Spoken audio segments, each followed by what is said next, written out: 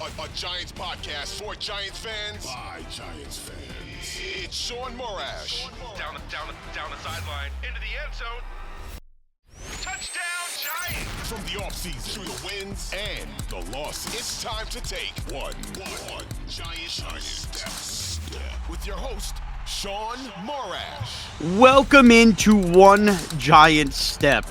It is your host, Shaun Morash, with a special co-host today, Bryce Gelman, a young Giant fan, 14 years younger than me, because I need to start talking to younger Giant fans because the older ones are driving me freaking nuts. He's from 2400 Sports, another throw-up Syracuse graduate.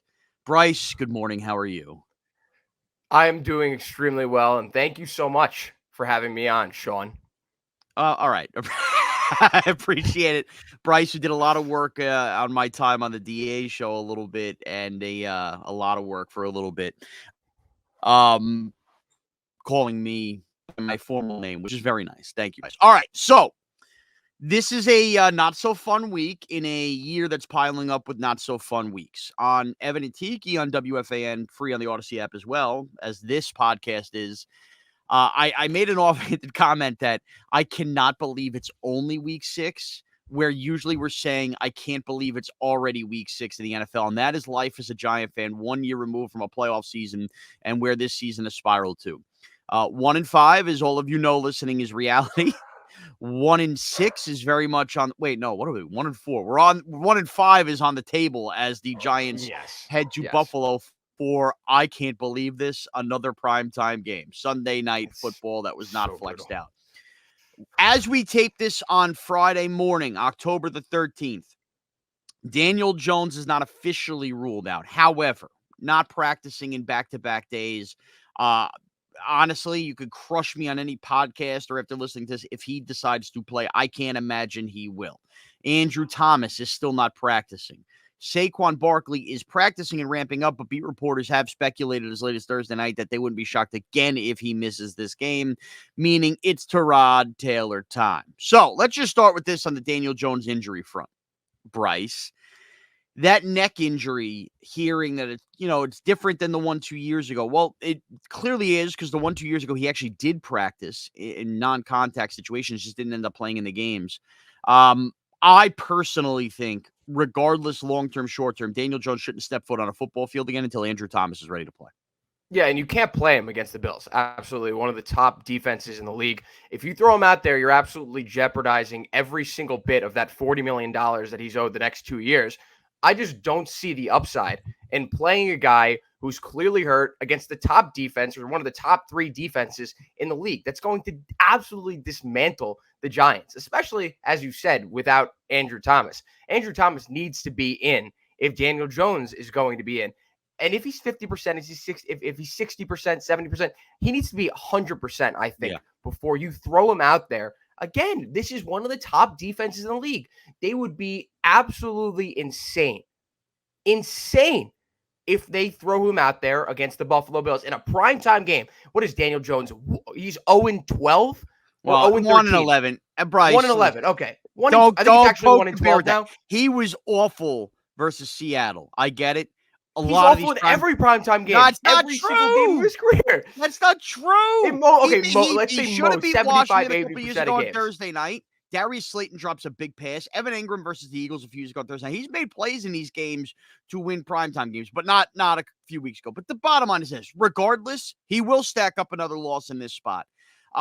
I was high on Daniel Jones last year, 15th in passing yards. I know everybody points to the 15 touchdown passes and politely ignores the 7 runs. He still had 22 total touchdowns, didn't play the final game of the season. Clearly, I thought with an increase in weapons, where has Jalen Hyatt been? You add Darren Waller. I thought this would be a better version of Daniel Jones. He hasn't taken that next step. Now, I believe he hasn't taken that next step because he's absolutely being pummeled and taking a beating. I think those things go hand in hand. You can rise above it. He has not been able to rise above it. I believe that the Andrew Thomas injury, more than anything else, spiraled and snowballed this thing because on a bad unit, he is an elite player that the team could not afford to lose. But now as we sit here, Bryce, I got to be honest with you. You talk about not running him out there this week. I know they gave him the contract we really get at a crossroads, and we're going to tackle these next couple weeks as they come. Washington, the Jets, the Raiders, which, sorry, Jet fans, close your ears. All three of those games are winnable if guys are back. But I don't know, man. It's not even an anti-Jones the player thing. I really am starting to get more on board with the idea of getting in the top 5 and taking a quarterback just for – you got a guy with a neck injury 2 out of 3 years at 26 years old. How can I trust he's going to be healthy year in and year out? That's just not the New York way, though. And I was talking to one of my friends about this the other day. When was the last time a New York team actually tanked correctly? What happens is they start off terrible. In this case, listen, in this case, 1-4 with the Giants, and they have a chance to get a top 5 quarterback, one of the top 3 quarterbacks in the draft with the top 5 pick, and that's just not the thing that's going to happen. The Giants are going to go. The Giants are going to win 7 games. They're going to put themselves in the middle of the pack in the draft. They're not going to get a great player because we've seen 2 straight drafts. Well, I'm not gonna make a comment on this past draft, but in the 2022 draft, drafting obviously Evan Neal and Kayvon. Evan Neal is one of the worst tackles to ever play football. Yeah. So you can't really trust this team with a middle of the first round pick right now. But that's realistically what's going to happen because, as you said, there are a bunch of winnable games ahead for the Giants. So I think that would be the smart thing to do. To hold Daniel Jones out until he's 100%, lose potentially the next 3 or 4 games. That's just not what's going to happen. You know that. You know better. They can potentially beat the Jets. They can potentially beat the Raiders. Like this is what's going to happen. They're just not going to end up with a top pick because they're going to look somewhat competent. They had that year where I'm forgetting the season. It was an Eli year where they started 0-6. And I remember going, the first win they had was versus Josh Freeman on Monday Night Football. Giants bad in prime time again. And they rattled off 4 straight wins, and the NFC East ended up coming back to the pack and being bad. And they played the Dallas Cowboys at 4-6 with a chance to either tie them or pull a game back and get into like a playoff position that early after starting 0-6.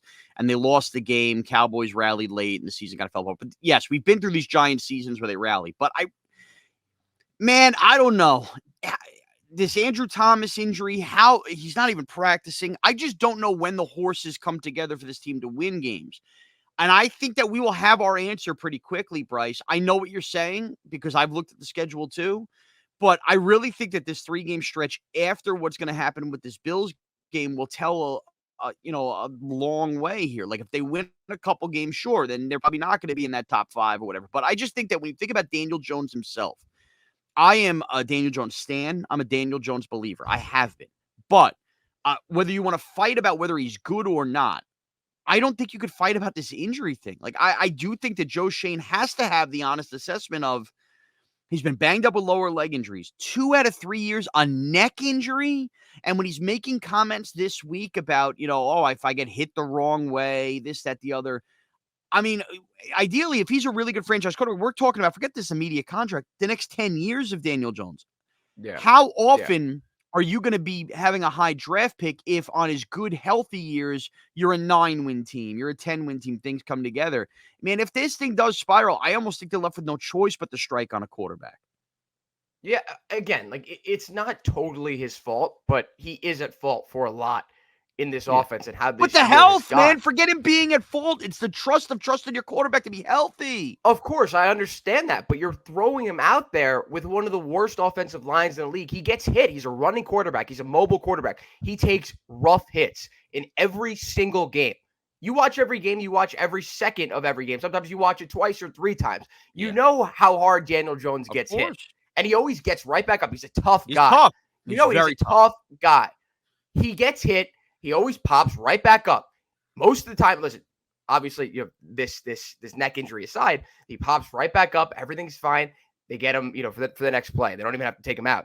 This guy can't fully be blamed for all of these injury problems because he doesn't have a serviceable forget good offensive line. Serviceable offensive line. Last week, every five of those guys on the offensive line were bottom 5. In all of PFF's rankings. Do you know who's the only person who ranked worse? You know who's the only person who ranked worse than Evan Neal? I don't. Izedu or Izidu. Izudu. Izudu, however you pronounce it. Who cares? Dude, They used the top 100 pick on Josh Ezeudu as a guard out of North Carolina. He's being asked to do something at left tackle that he's not a left tackle. It's not his fault. And that's what I mean. This Thomas injury has now screwed left tackle. Ezeudu would be an upgrade at guard over Marcus McKeithen. Ben Bredesen now stinks at center, is pretty good at guard, has had to slide over because of the JMS injury, and Evan Neal is still basically a bag of turds, essentially. I will also say this. We don't know where it stands on Friday, and they're clearly going to have to elevate Tommy DeVito off the practice squad to back up to Rod Taylor, and they get those 2 practice squad elevations. Don't get me started about Tommy DeVito. If we have to put Tommy DeVito, as a Syracuse guy, he was a bum. I'm sorry. Well, listen. You guys, whatever you saw in the preseason, he looked solid. I watched 2 years of him at Syracuse. He was terrible. He was awful. I'm not. He had to go to Illinois. He got ran out of Syracuse. He got ran out of one of the worst Power 5 programs. He went to Illinois. He was actually solid there. So. I'm not telling you to be excited about Tommy DeVito. I'm telling you the reality is they're going to have dress a backup quarterback. But because of that, the 2 elevations, Justin Pugh's got to be one. I'm sorry. You signed him 2 weeks ago to the practice squad now. We are at the depths of hell on the offensive line. He's meeting the media, it seems like, every day because he's a good leader and everything. I got to see Justin Pugh in one of these guard spots somewhere. Maybe and play him at right guard next to Evan Neal. Remember, Pugh played a lot of right tackle early in his career too. Ironically, another Syracuse guy to help out Evan Neal. They have to do something like that to change. You can't have Jalen Mayfield, Jalen Thomas, all these undrafted rookies playing. I don't know. And by the way, Buffalo is still going to get after him. They don't have Matt Milano in this game. They don't have Daquan Jones. So I can't believe I'm grasping at anything. By the way, you mentioned Tommy DeVito real quickly. And before I get to some of these injury things with Brian Daboll, we have now seen twice in his 2 years with the Giants, outside of coming in at the 2-minute warning, significant snap play by Tyrod Taylor. Last week versus Miami, and last year versus the Chicago Bears. In both of those games, behind this offensive line, Tyrod Taylor has gotten hurt. He got the concussion versus the Bears, and then last week with the wind knocked out of him. I almost feel for Tyrod Taylor. He's going to have to be running all over the place, and hopefully his confidence won't be shaken early. I mean, how do you even trust that he comes out of this game healthy? And the 2 times I've seen him be on the offensive line, he hasn't. You could put any quarterback in the league behind this offensive line, and within 1 to 2 games, they're going to get shaken up. They're going to get injured in some way. You can't trust anyone to go out there and play a solid game behind this offensive line. And you can't trust any of these guys to go out there and not get hurt. And as you said, Tyrod Taylor, 2 games he's played. He's already been injured. It's the craziest thing ever that we're still talking about the offensive line. That for 8 years, for 7 to 8 years, this has been the Giants' Achilles heel. This has been the one thing that every single general manager has said, we are going to fix. We're going to do it no matter what we need to do, how many assets, how many trades we need to make, how many draft picks that we need to devote towards the offensive line. And we're still talking about it. And this offensive line is the worst offensive line. The worst iteration of offensive lines that we're talking about. And that was a problem 5, 6, 7, 8 years ago. All the assets. It's incredible that we're still discussing this right now. Now, I do have to say, it doesn't really matter right now. Again, Andrew Thomas, we know, is elite. I liked what I've seen from John Michael Schmitz, who unfortunately got hurt. I do think that there's a potential they've at least shored up 2 of these positions, but they both are out right now with injury. And Bredesen too. And Bredesen too at guard. In theory, the starters, now Evan Neal is still a really big problem at right tackle. In theory, the starters aren't as bad as the means of where we are right now due to injury. Okay. Now, as far as those injuries go, I had mentioned this on WFAN on Thursday's show.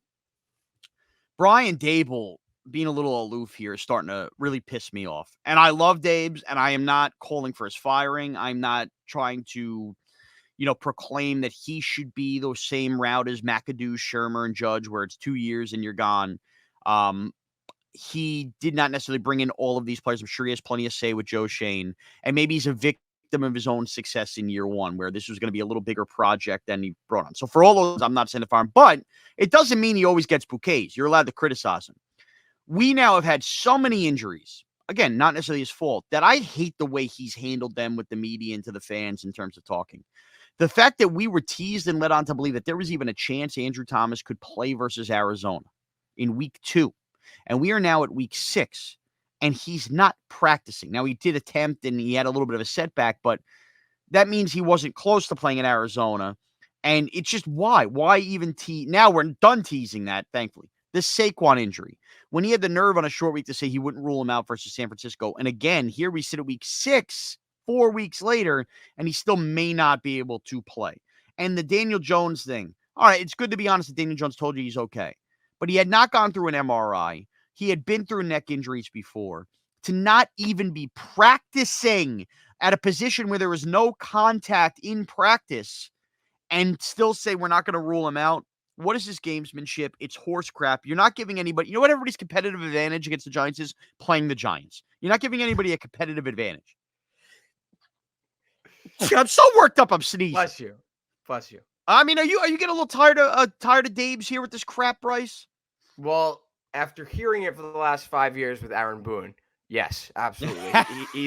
It's the Aaron Boone playbook of talking to the media about injuries, and it has gotten me so fired up in recent years with the Yankees that now I'm almost like numb to it. I'm not putting any stock into this. This season's already a lost cause for me.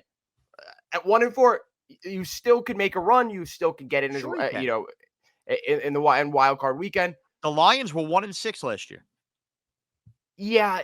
I just think that there was always the hope that they could turn it around. There wasn't the expectation that the Giants would make the play or the Lions would make the playoffs at that point. I think way higher expectations for the Giants in year 2, looking to see how they'll build on last year.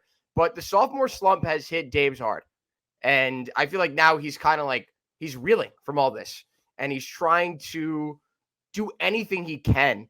I feel like not only to hype up his guys to be like, all right, media, Andrew Thomas, there's a chance he plays, to somehow magically get Andrew Thomas up and going in practice.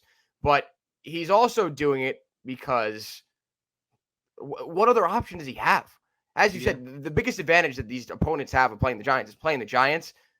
He's trying to get any sort of advantage that he could get, and or opportunity to stun the opponent, which it never seems to happen. The second these guys trot out onto the field, they get ran off the field. Yeah, and you know what? I'm glad you mentioned that specific line. The second they trot on the field, they get ran off the field. I think that the Daniel Jones injury and the way the offensive line specifically looked in the second half of this game versus Miami that just passed clouded something. For a lot of that first half versus Miami, I don't think it looked as bad as it did. Seattle, I thought, was the pinnacle of looking bad. They even hung in there versus San Francisco for a little bit. Obviously, Dallas was a whole nother story in week 1. Yeah. But, Daniel Jones, I thought, made some plays despite the O-line, didn't look as shaken, wasn't helped out. Darren Waller drops a pass. I thought Eric Gray ran the ball okay.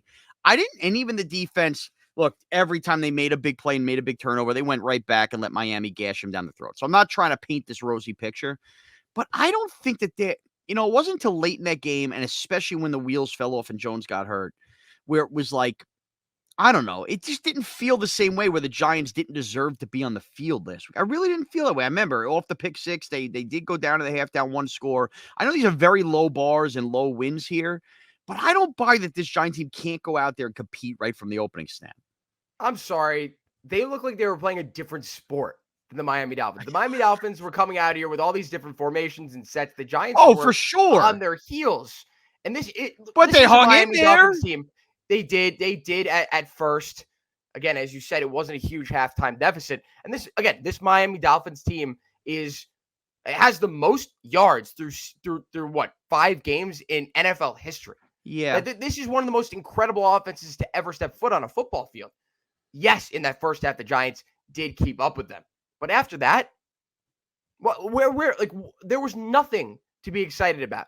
And it's like, okay, take every single game. Okay, they kept them close. Is that what we're really chalking up as wins these days? That they were close for the 49ers until the fourth quarter. Is that really where we're at right now? It is, unfortunately. Now, Bryce, let me ask you, at 22 years old, how'd you become a Giant fan? I became a Giant fan because they were the best team in New York when I was getting into football. That's how it is with the Yankees. And so it didn't have anything to do with your parents? Giants does not run in my family. My uncle's a Giants fan, huge Giants fan. My grandpa was a Jets fan, and my 2 other I had 3 grandpas, and like I said, divorce. So it was 20 years before I was born. So All three of them. One of them was a Jets fan. The other two, not even really football fans. My dad knows nothing about football. Like, he has a fantasy team in our family league, and his girlfriend runs it. So Wow. that's Okay. where we're Well, at. He all right, knows nothing about football. So you're actually the perfect person to ask then, because for a lot of us with the Giants, family runs deep, and maybe it will eventually for you. You know, you have kids, you pass it on or Yeah. whatever. Like, it just, that's what's in your blood. And football, I think specifically because it's a once a week kind of thing. So you became a Giant fan because they were the best team in town. So a young future Bryce now is not going to be a Giant fan. Maybe they're a Chief fan or something else. So I asked this because we are in such a dark era of Giants football that finally had a blip last year, and it looks like we're going to continue the dark era at least for a little bit until they figure this out, and maybe until they figure out an offensive line and a quarterback. Do you envision a point in your life where you're no longer a Giants fan, or is that it? They have you forever, no matter what. It's a forever thing. That Okay, that's the right answer. Growing but up near New York, it's not in my blood. It was in my blood as a 7-8-year-old because I started as a Boston Celtics fan. Ugh. And yeah.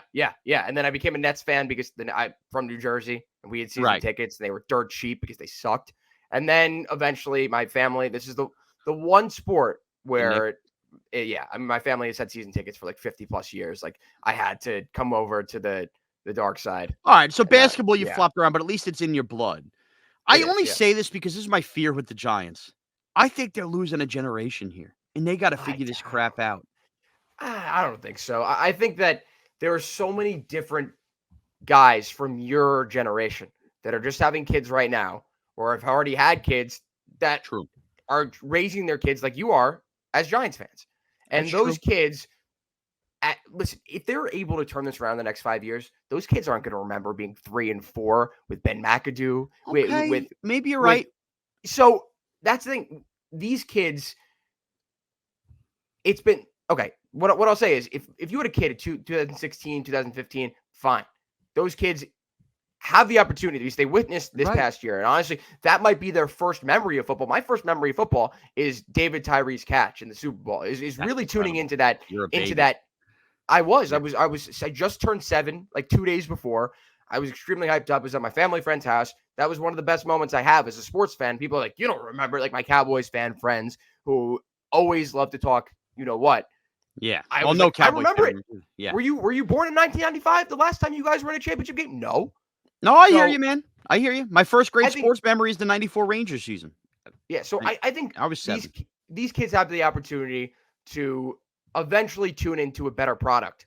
And until that happens, maybe just don't watch football. Maybe just don't show your kids what's going on with the Giants. You're passing the sniff test as a Giant fan here on One Giant Step. Okay. All right. Let's get to our fantasy versus reality segment like we'd like to do every week. And boy, this has gotten really out of hand. Last year was fun. Oh, Saquon here. Maybe I'll play Isaiah Hodgins here. So how this works, if you're a first-time listener, bless your heart. Welcome aboard One Giant Step, free on the Audacy app, everywhere podcasts are available. We give you a fantasy play for the game. And then the reality of how the only way the Giants can win a game. It used to be the reality of how the Giants can win the game. Now it's the reality of the only way we can envision the Giants winning the game. Bryce, I will go and you could follow my lead here. If I'm playing a Giant in fantasy this week, this is going to be a reach. I'm playing the Giant defense. Oh my God. I'm playing the Giant defense from this standpoint. Couple turnovers finally last week. Kayvon now has 4 sacks in 3 games. And also, this is going to spin into the reality portion. This is why it's my fantasy play. The reality of this game, the only way the Giants can win this game is Josh Allen, for all the talk about Daniel Jones turd, sometimes just has these games where he's inexplicable interceptions. He did it week 1 versus the Jets. Even last week in London, he had some just mind-numbing throws. A couple picks gives you a Giant defensive play because you can't play anybody on offense right now. And the only way the Giants were even hesitantly in the game with Miami last week was, of course, the fact that Miami had turned the ball over. So I think it needs to be more of that. Now, the caveat is, despite the fact that Buffalo dropped the 40 burger and beat Miami, I don't think that you'll be in a spot where Buffalo is going to score 36, 38 points in this game. I think the game can come back to you if Josh Allen throws a couple picks. Tyrod Taylor's got to stay healthy. He's got to be extremely mobile, and if he's making every third down with his legs, that's totally fine. And my only hope and prayer is that Tyrod Taylor is not beaten down the way Daniel Jones is mentally, and maybe it allows him to stand in there. And, oh, by the way, last week, Darren Waller made a catch where Tyrod Taylor threw the ball 4 yards behind him. He hasn't made a play like that for Daniel Jones all year. So get the turnovers from Josh Allen. Therefore, the defense is the play, and just hope Tyrod Taylor is not shell-shocked back there, and that's the only way the Giants shock the Bills on Sunday night. Bryce, take it away.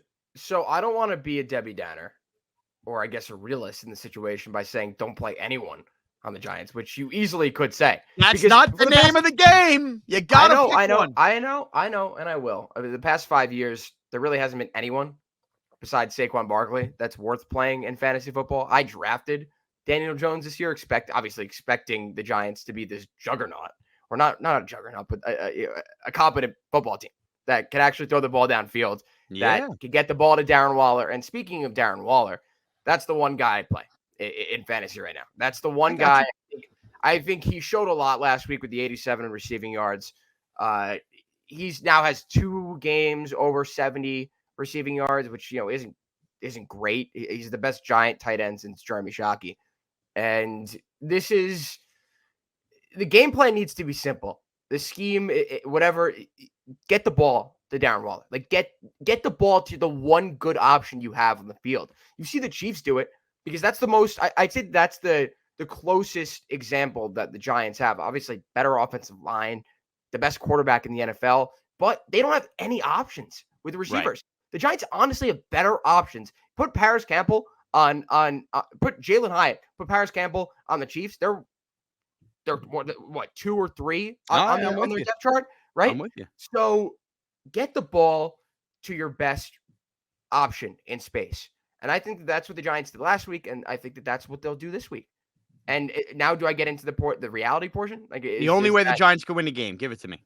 The only way the Giants can win the game, I agree with you. I'm going to piggyback off what you're saying, is if Josh Allen makes stupid, inexplicable turnovers, which the Giants need to get to the quarterback. They need Kayvon needs to continue this upwards trend where now he has, I think, 3 sacks in the last 4 sacks in the last 3 games. 4 sacks in the last. Okay, yeah. So he continues getting to the quarterback.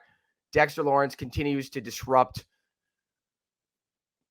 Make him miss. Make him miss. Yeah. Get to the quarterback. Make him make some bad throws. That's the only chance they have of winning this game. That actually is their only chance of keeping this game close.